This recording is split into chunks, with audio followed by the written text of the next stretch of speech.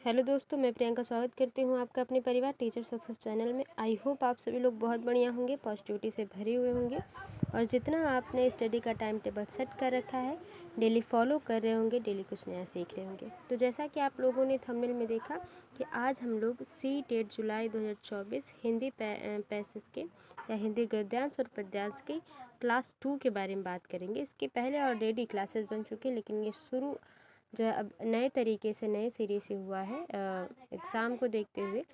तो बात करेंगे पैसेज यानी गद्यांश और पद्यांश दोनों के और इनसे रिलेटेड क्वेश्चंस के भी। तो क्वेश्चंस के साथ हम पैसेज को जब पढ़ते हैं समझते हैं तो वो ज़्यादा अच्छे से समझ में आता है। प्रीवियस ईयर ये क्वेश्चन पेपर से लिया गया है, ठीक है।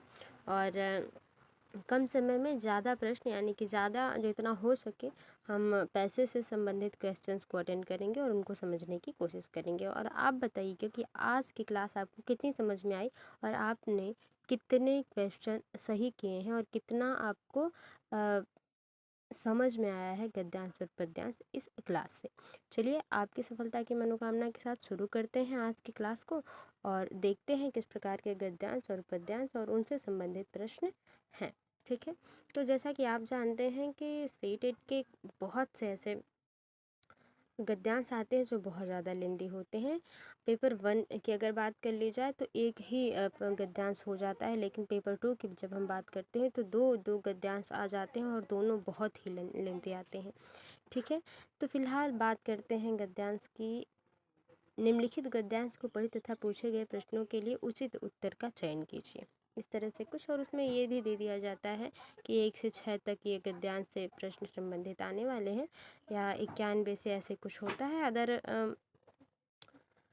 प्रश्न पत्र में। तो फिलहाल देखते हैं कि क्या करना है हमें। पहले हम क्या करेंगे, चाहे छोटा हो या बड़ा हो, गद्यांश हम पहले देखते हैं कि प्रश्न किस प्रकार से पूछा गया है और जितने प्रश्न गद्यांश से संबंधित हैं उनको हम जब तक गद्यांश नहीं पढ़ते हैं बस प्रश्न पढ़ लेते हैं, ताकि ऑप्शंस जब हम पढ़ें तो गद्यांश को पढ़ते वक्त समझ में आए कि ये प्रश्न बना है ये इस मतलब कि इस लाइन से या इस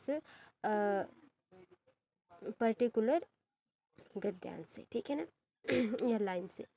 तो पहला क्वेश्चन है कि लोगों को किस बात की स्वतंत्रता होनी चाहिए, गद्यांश से संबंधित है।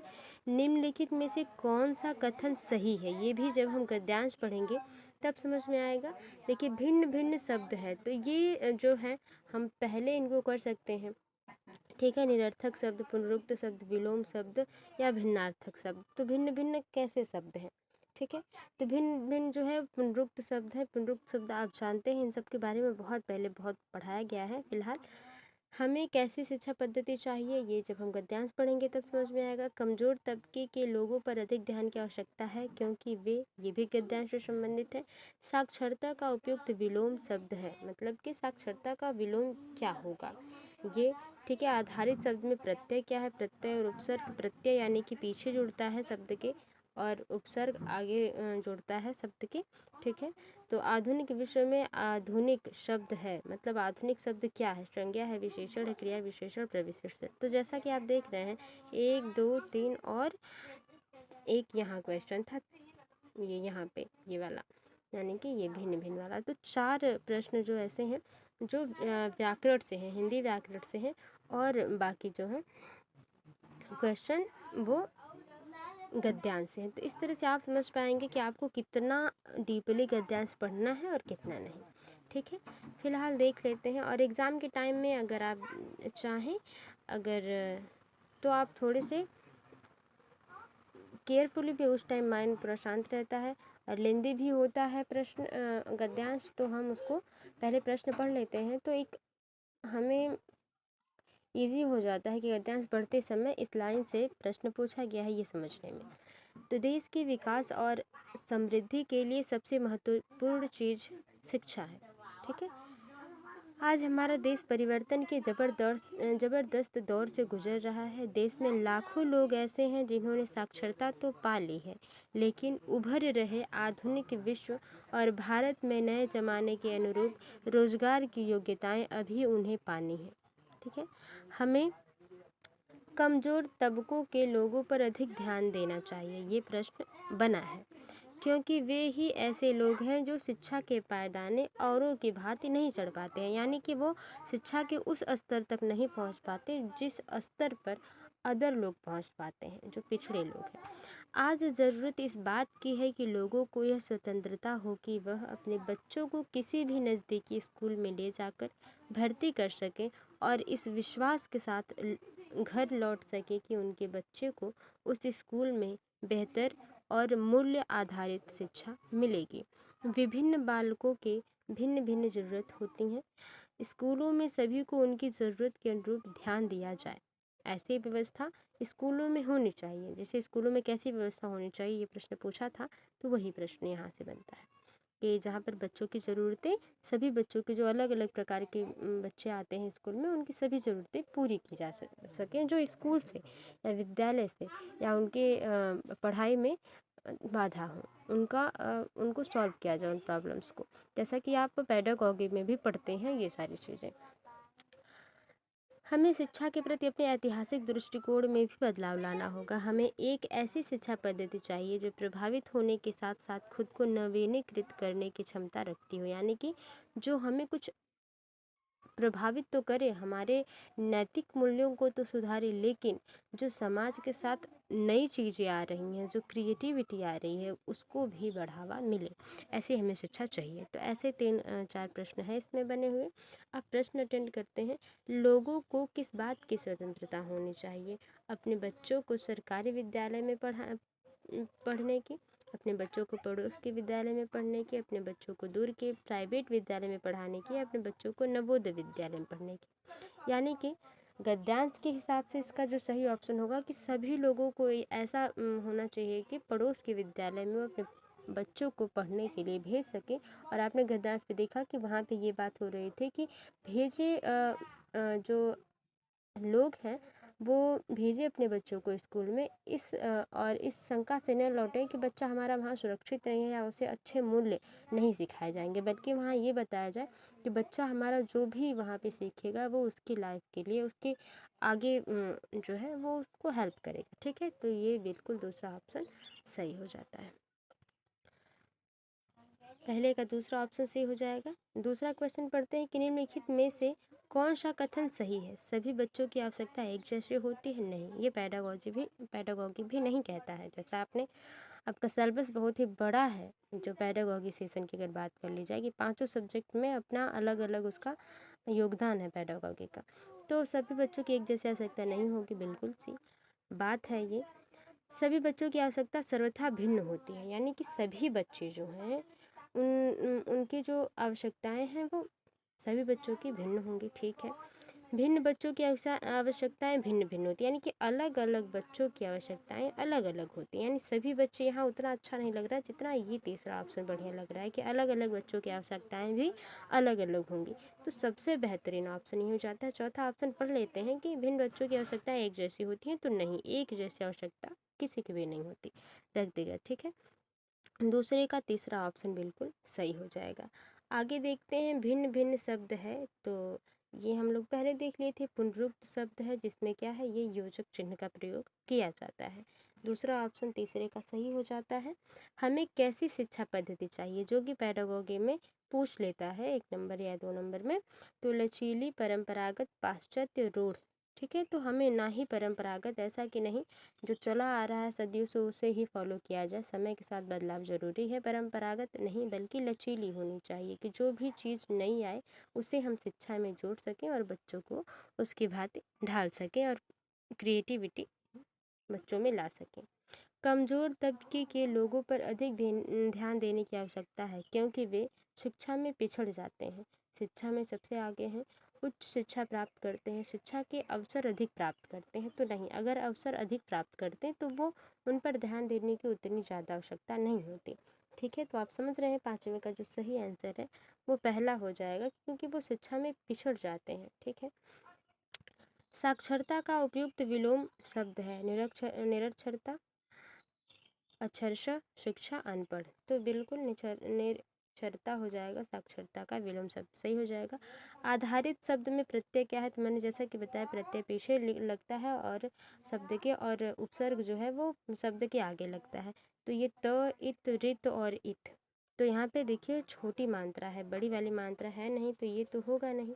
ठीक है, तो सातवें का जो सही आंसर हो जाएगा वो दूसरा हो जाएगा इत। ठीक है, सातवें का दूसरा ऑप्शन बिल्कुल सही हो जाएगा।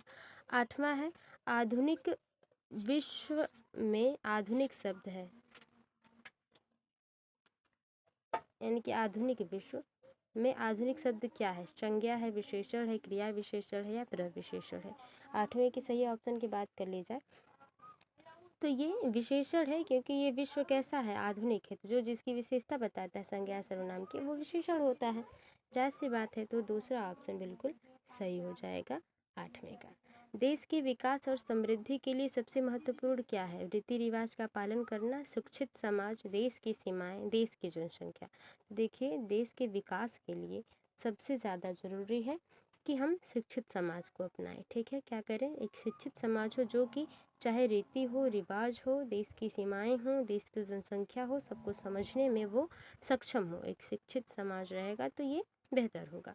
नौवें का दूसरा ऑप्शन बिल्कुल सही हो जाएगा।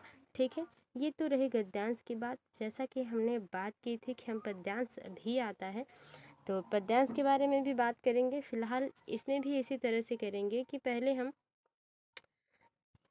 या तो प्रश्न पढ़ लें या हम पद्यांश पढ़ें। ठीक है, तो मुझे लगता है पद्यांश बहुत लोगों का जो होगा कि फेवरेट होगा, यानी कि अच्छा लगता होगा पढ़ना, तो वो पहले पढ़ लें पद्यांश, उसके बाद ऑप्शंस पे जाएं। फिलहाल हम लोग गद्यांश की तरह ही देखते हैं, पहले पढ़ लेते हैं क्वेश्चन कहाँ से है, उसके हिसाब से हम उसके नेचर को, पोयम के नेचर को या पद्यांश के नेचर, कविता के नेचर को समझेंगे।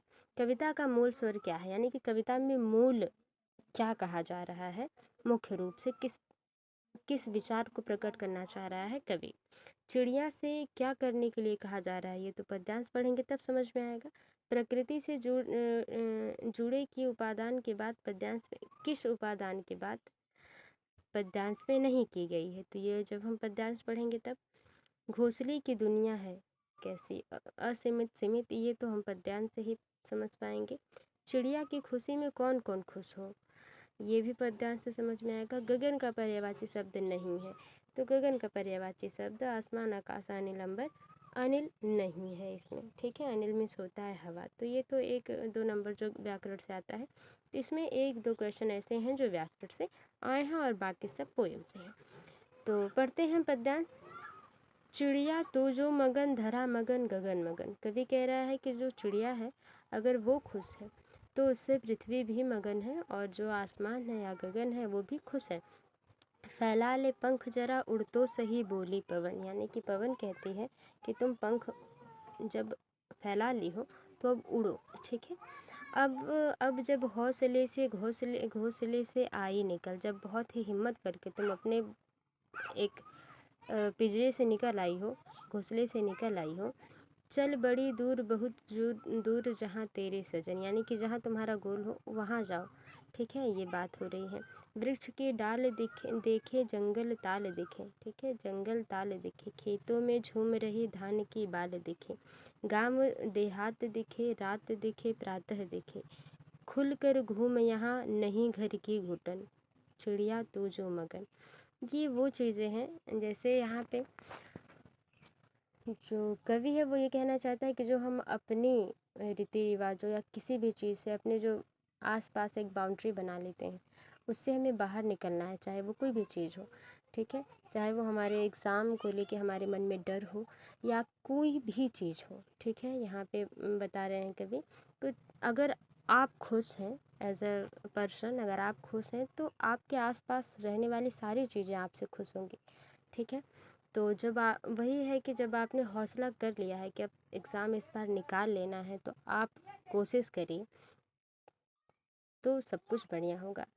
चल बड़ी दूर, बहुत दूर, जहाँ तेरी सजन, यानी कि जो आपने गोल बना रखा है, हम एज ए हम लोग स्टूडेंट हैं तो हम अपनी लाइफ को इसी तरह से देखेंगे जिस तरह से हमें देखना चाहिए। ठीक है, तो हमारा जो गोल है हमें वहाँ बहुत दूर चाहे जैसे भी हौसले से जाना है।